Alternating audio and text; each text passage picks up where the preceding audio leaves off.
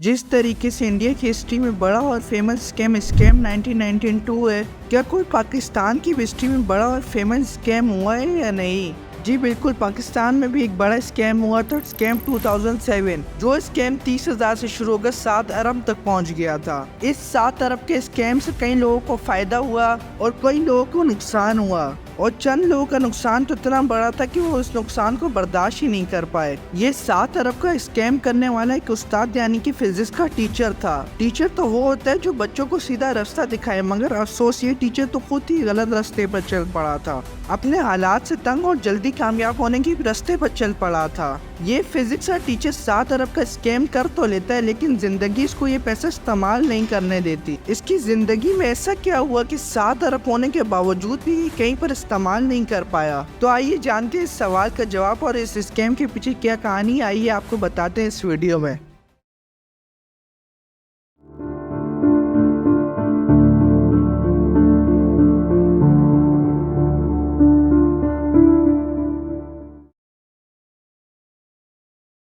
ये 7 अरब का scam double Shah के नाम से फेमस था। तो आइए जानते हैं कि डबल शाह का क्या मतलब है और इस 7 अरब के स्कैम को डबल शाह का नाम कैसे मिला। एक मिडिल क्लास फैमिली का शख्स जिसके भाई और वालिद साहब पढ़े लिखे थे, उस शख्स ने भी बीएससी पास किया और गवर्नमेंट स्कूल में टीचिंग ज्वाइन कर ली। इसने चंद महीने टीचिंग की, फिर इसका इस काम से भी दिल भर गया था। इसने इस गवर्नमेंट स्कूल से छुट्टी ली और 2004 को पाकिस्तान से दुबई चला गया। इसने दुबई जाकर क्या काम किया ये तो किसी को कोई खास पता नहीं। कुछ बड़े जर्नलिस्ट जो इस स्कैम के होने के बाद इस केस को हैंडल कर रहे थे, उनका तो यही कहना है कि इसने दुबई जाकर भी टीचिंग ही की। ये 6 महीने दुबई में रहा और फिर अपने मुल्क पाकिस्तान वापसी आ गया, और ये पाकिस्तान आकर अपना एक नया कारोबार शुरू करता है। इसने अपने कारोबार की शुरुआत इस तरीके से की कि इसने अपने पड़ोसी से 15,000 रुपए लेकर 15 दिन बाद उसको डबल करके 30,000 रुपए वापसी दे दिए। तो इस तरीके से इस शख्स के पैसे डबल हो गए और डबल शाह का कारोबार चलने लग गया। दिन ब दिन कस्टमर बढ़ते ही गए। एक कस्टमर से 2 कस्टमर, 2 से 3, 2 से ऐसी तादाद में बढ़ते गए और हजारों कस्टमर डबल शाह के पास आ गए। तो ये लोगों के पैसे डबल करता और इसका नाम भी हो गया डबल शाह। इस शख्स का नाम कुछ और था, लेकिन ये लोगों को भी अपना नाम डबल शाह ही बताता, और इसी तरीके से 7 अरब के स्कैम को इसी का नाम देकर डबल शाह स्कैम रख दिया गया। Double Shah fraud case. Have you guys heard about Double Shah? 7 billion rupees, 18 months and one scam artist. यूं वो वसूल करता था और यूं वो फेंकता था गठियां पीछे कमरे के अंदर। नोट और सोना दोनों तोल के लिए जाते थे। 100 मुलाजिम कैशियर गिनने के लिए रखने के बावजूद वो अमाउंट गिनी जाती तो तोल लेते थे। तो आइए चलते हैं इस स्कैम को समझते हैं थोड़ा डीपली, और ये जानते हैं ये जो डबल शाह स्कैमर है इसको ये स्कैम करने का आइडिया कहाँ से मिला, और पैसे डबल करने के पीछे क्या स्कैम है और ये किस तरीके से लोगों के पैसे डबल करता था। जैसा कि मैंने आपको इस वीडियो के शुरू में बताया था कि डबल शाह गवर्नमेंट स्कूल के अंदर जॉब छोड़कर दुबई आ गया था, और डबल शाह को कुछ ही टाइम गुजरा था दुबई आए हुए के पीछे से उसके मोहल्ले वाले और गवर्नमेंट स्कूल के दोस्तों ने इसको कॉलिंग करना शुरू कर दी कि तुम हमें भी अपने पास दुबई बुला लो। और डबल शाह ने ये मसला अपने दोस्त के साथ डिस्कस किया। डबल शाह का वो दोस्त जो उसके दुबई आने पर बना था। तो इस दुबई वाले दोस्त ने मशवरा दिया कि उनको बुलाने से अच्छा तुम उनसे इन्वेस्टमेंट ले लो, और इस दुबई वाले दोस्त ने ये भी बताया कि मैं मोबाइल्स के कार्ड का काम करता हूँ, उसके अंदर अगर हम लोग पैसे इन्वेस्ट करेंगे तो जल्दी प्रॉफिट आता है और ज्यादा प्रॉफिट आता है। और डबल शाह ने यही कहानी अपने मोहल्ले वाले दोस्तों को सुनाई, लेकिन किसी ने भी पैसे ना भिजवाए। मगर डबल शाह अपने पैसे इन्वेस्ट कर दिसंबर की छुट्टियों में अपने मुल्क पाकिस्तान वापसी आ गया, और डबल शाह का पाकिस्तान भी आकर अपने मोहल्ले वाले दोस्तों के साथ ही उठना बैठना था, और अचानक से इसके दुबई वाले दोस्त की कॉल आती है, और ये दुबई वाला वो दोस्त बोलता है कि शाह साहब जो आपने 2 लाख की इन्वेस्टमेंट की थी उसके अंदर प्रॉफिट हुआ है और 4 लाख आपको मैंने भिजवा दिए हैं। और ये अपने मोहल्ले वाले दोस्तों के साथ जाकर बैंक से 4 लाख रुपए ले लेता है। मगर एक दिन गुजरने के बाद ये अपने दुबई वाले दोस्त को 4 लाख रुपए दोबारा भिजवा देता है कि भाई इन 4 लाख की भी इन्वेस्टमेंट कर दो। और ये दुबई वाला दोस्त उस 4 लाख की अमाउंट को हफ्ते बाद 8 लाख रुपए करके दोबारा से डबल शाह के अकाउंट में भेज देता है। डबल शाह को तो पहले प्रॉफिट से यकीन हो गया था कि ये तो कोई फ्रॉड नहीं बल्कि ये हकीकत है, और डबल शाह के मोहल्ले वाले दोस्तों को भी यकीन आ गया था, और लोगों ने भी पैसे जमा करके डबल शाह को इन्वेस्टमेंट के लिए दे दिए थे, और डबल शाह ये सारी इन्वेस्टमेंट लेकर दोबारा से दुबई चला गया। मगर इस दफा डबल शाह दुबई जाकर अपना दिमाग लड़ाता है, और ये चीज नोटिस करता है कि जो इसका दुबई वाला दोस्त है इसको तो और भी लोग पैसे दे रहे हैं, और ये तो कोई मोबाइल के कार्ड का काम ही नहीं कर रहा। ये तो एक बंदे से पैसे लेकर दूसरे को दे रहा है और दूसरे से लेकर तीसरे को। और डबल शाह ने ये सारी चीजें नोटिस करके सोच लिया कि ये काम तो अब मैं भी करूंगा। डबल शाह जो पाकिस्तान से इन्वेस्टमेंट लाया था इन्वेस्ट करने के लिए, वो बिना किसी को दिए अपनी इन्वेस्टमेंट अपने साथ पाकिस्तान ले आया। डबल शाह पाकिस्तान आकर अपने पड़ोसी से 15,000 रुपए लेकर 15 दिन बाद उसको 30,000 रुपए कर देता है, ताकि वो लोगों की नजरों में आ सके और लोग उसको और ज्यादा पैसे दें। डबल शाह का ये तरीका आजमाने के बाद डबल शाह का काम चल पड़ा।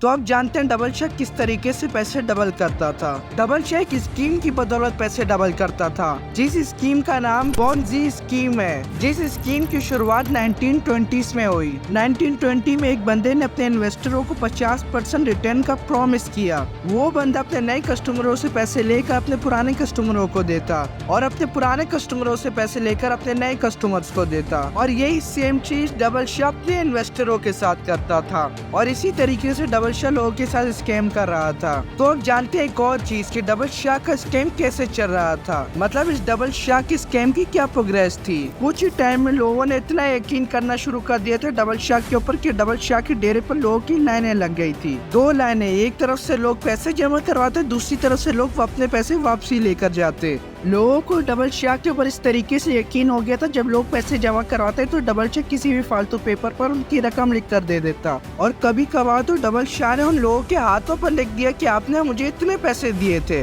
और लोग उस चीज को यकीन करके अपने पैसे देकर चले जाते थे। और देखते ही देखते लोग हजारों से लाखों रुपए जमा करवाने लग गए डबल शाह के पास, और कुछ लोग तो करोड़ करोड़ रुपए भी जमा करवाते। लोग इस हद तक डबल शाह के ऊपर यकीन करते थे कि अपना सोना, अपना घर, अपनी गाड़ी सब कुछ बेचकर डबल शाह के बस अपने पैसे इन्वेस्ट करवाते। डबल शाह का कारोबार इस तरीके से फैल गया कि पंजाब के अलग अलग शहरों में इसकी ब्रांचें खुल गई। लोग उन ब्रांचों में अपना पैसा इन्वेस्ट करते और उन ब्रांचों को हेड करने वाला बंदा अपना 5% रखकर वो पैसे डबल शाह को दे देता। डबल शाह कुछ ही टाइम में पैसे डबल करके अपने लोगों को दे देता, और वो लोग आगे उन लोगों को दे देते जिन्होंने पैसा इन्वेस्ट किया होता था। अब क्यों न डबल शाह के स्कैम के हालात आपको जर्नलिस्ट से भी सुना दिए जाए। नोट और सोना दोनों तोल के लिए जाते थे। 100 मुलाजिम कैशियर गिनने के लिए रखने के बावजूद वो अमाउंट गिनी जाती तो तोल लेते थे। वहाँ एक तराजू रखा हुआ था, सोना भी तोलते थे और नोट भी तोलते थे। कमरा नुमा एक जगह थी जहां वो पैसे गठियों की शक्ल में रखता था, यूं वो वसूल करता था और यूं वो फेंकता था गठियां पीछे कमरे के अंदर। उसके बहुत सारे एजेंट थे जो उसके बिहाफ पे वजीराबाद और गुजरात और इस पूरे इलाके में काम कर रहे थे। शाम को वो लोग बोरियों के अंदर पैसे लेके आते थे और डबल शाह को कहते थे कि जनाब आज इतने लोगों ने हमें आपके बिहाफ पे पैसे दिए हैं और इन लोगों को हमने डबल पैसे करके देने हैं। अब वो पैसा भी बगैर गिने, उसके पास टाइम ही नहीं था कि वो पैसा गिनता।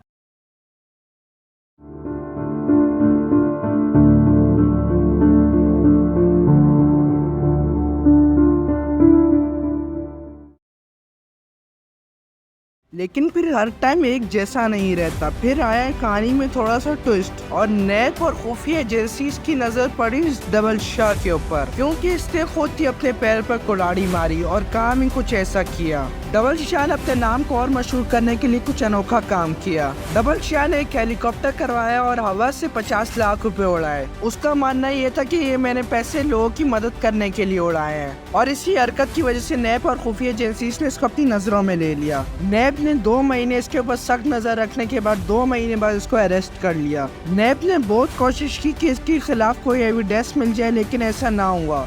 फिर नैब ने खुद ही केस फाइल किया और इसको अरेस्ट कर लिया, क्योंकि नैब का ये मानना था कि ये जो स्कीम चला रहा है इससे इन फ्यूचर बहुत से लोगों का नुकसान हो सकता है, जो नुकसान हुआ भी। ये पैसे डबल करने की स्कीम किस तरीके से खतरनाक और नुकसानदेह और अनलीगल है, ये आपको मैं आगे वीडियो में बताऊंगा। डबल शाह के ऊपर केस चलता है और जितनी भी उसकी प्रॉपर्टी और जितना भी पैसा होता है वो सारा जब्त हो जाता है, और वो सारी अमाउंट मैक्सिमम 3 अरब बनती है। फिर होती है डबल शाह को 14 साल की जेल, जिसमें से वो फैसला होने तक 5 साल की सजा काट चुका होता है। और फिर उसको मिलता है एक मौका, या तो 2 साल की जेल और काटे या तो वो बकाया पैसे दे दे। मगर डबल शाह यही समझता है कि 4 अरब पे नैब को देने से अच्छा 2 साल की सजा ही काट लूं। और जब नैब ने डबल शाह को पकड़ा और जेल में भेजा, और जिन लोगों ने डबल शाह को पैसे दिए थे और वो इस सदमा बर्दाश्त नहीं कर पाया कि डबल शाह को नैब ने पकड़ लिया है और उनके साथ ये एक स्कैम हो गया है, उन लोगों को ये सदमा इतना ज्यादा लगा कि वो इस दुनिया से ही चले गए। और फिर डबल शाह की जब 2 साल की सजा पूरी हो गई, यानी कि टोटल 7 साल की सजा पूरी हो गई, तो उसको रिहा कर दिया गया। डबल शाह के गले में फूलों का हार और वीआईपी प्रोटोकॉल के साथ वो अपने घर पहुंचा कि एक स्कैम करने वाले को इतना प्रोटोकॉल दिया जा रहा है। तो अब जानते हैं कि डबल शाह स्कैमर ने स्कैम कैसे किया। और मैं डबल शाह को स्कैमर क्यों बोल रहा हूँ, किसी का पैसा डबल करना तो कोई स्कैम नहीं है। आप लोग यही समझते होंगे कि डबल शाह को स्कैम करता भी होगा तो यही स्कैम होगा कि डबल शाह लोगों के पैसे वापसी डबल करके नहीं देता,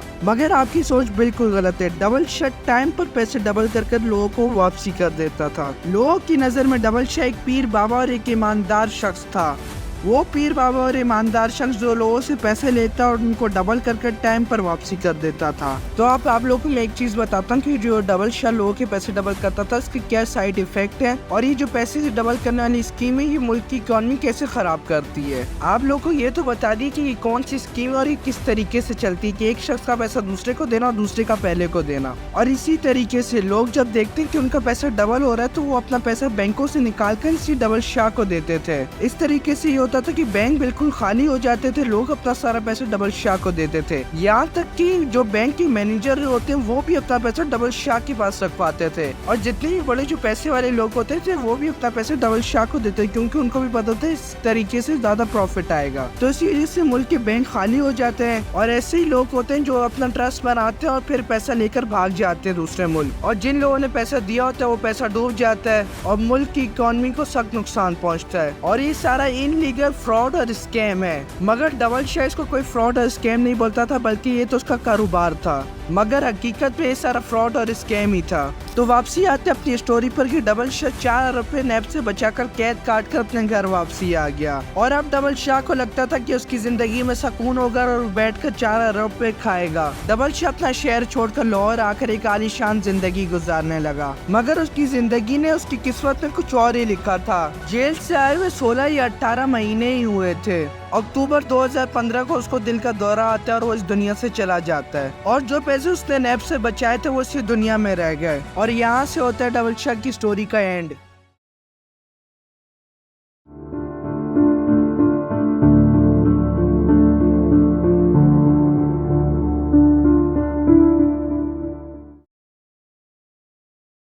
अब जानते हैं इस स्कीम से क्यों बचना चाहिए और इसके पीछे क्या राज होता है। रिसेंटली कुछ टाइम पहले आईडी मोबाइल के ऐप ने भी एक ऐसी लोगों के साथ फ्रॉड किया, और जितने लोगों ने उसके अंदर इन्वेस्ट किया था उन सबका पैसा लेकर बाहर मुल्क भाग गई। पाकिस्तानी अवाम की सबसे बड़ी गलती है कि पाकिस्तानी अवाम लालच में आकर गलत स्कीमों में अपना पैसा इन्वेस्ट कर देती है और अपना लॉस कर बैठ जाती है। देखो भाई, कभी भी कामयाब होने के लिए कोई भी शॉर्टकट नहीं होता, कामयाबी के रास्ते अक्सर बड़े होते हैं। हाँ, वो अलग बात है कि आपकी किस्मत अच्छी और किसी की दुआएं आपके साथ चल रही हो तो आपके रास्ते में आसानियाँ पैदा हो जाती हैं, और जो लोग जल्दी कामयाब होने के लिए शॉर्टकट इस्तेमाल करते हैं वो बहुत ही जल्दी जमीन पर भी गिर जाते हैं। तो इसलिए चाहिए अगर हमें कामयाब होना है तो हमें अपनी नीयत साफ रखनी पड़ेगी और एक सही रास्ते के ऊपर चलना पड़ेगा, और ऐसी फजूल और फ्रॉडी स्कीमों के ऊपर अपने ना ही अपना टाइम वेस्ट करना और ना ही अपना पैसा। उम्मीद है कि तुम्हें ये डबल शाह की स्टोरी पसंद आई होगी और ये बात समझ आ गई होगी कि कोई भी शॉर्टकट नहीं होता, कामयाब होने के लिए एक लंबे सफर से गुजरना ही पड़ता है। और बेस्ट ऑफ लक कि अपनी जिंदगी में सही फैसले लो और ऐसी फालतू स्कीमों के पीछे जाकर अपना पैसा और अपना वक्त जाया ना करो। तो अगली वीडियो तक के लिए बाय बाय, और तुम लोग कमेंट में बता सकते हो तुम लोगों को किस टॉपिक पर वीडियो चाहिए।